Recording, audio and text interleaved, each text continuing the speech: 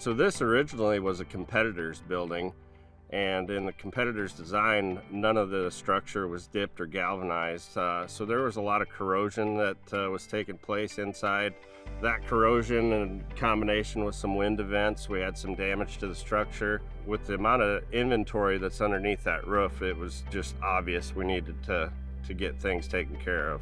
My initial assessment of the building after Ryan had called us concerned about the structure was the tarp was faded significantly. There was tears, pinholes throughout the fabric.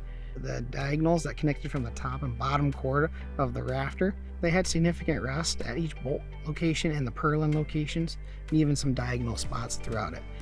Reason being, with all that rusting, we're at the welds. When you weld to spun galv and this epoxy coating that they had on the frame, it's not as durable as our hot dip galvanized process, where we weld in the black and then dip our rafters in complete hot dip galvanizing.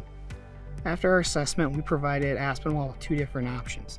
Option one was to reskin the existing building and fix any damage we found throughout the facility, and the other option was to tear down the existing facility and replace with a new Accu-Steel structure. Aspinwall decided to go through with a new Accu-Steel structure because they didn't know what they would run into when recovering the existing structure. Working with Accu-Steel went really flawless. I worked with one person throughout the entire project, and that person worked with contractors and supplier, everything in between, and I think that really simplified things. There were a couple different contractors here at the same time because we had to replace the fertilizer handling equipment inside as well. So when we would tear down the existing structure, they didn't want that fertilizer open to the environment where the weather would get to it. So we tore down where any bins that didn't have any material in at first, and then we waited for a window with the weather where we tore down over the existing pile, and then we replaced that section first before we replaced any of the other buildings.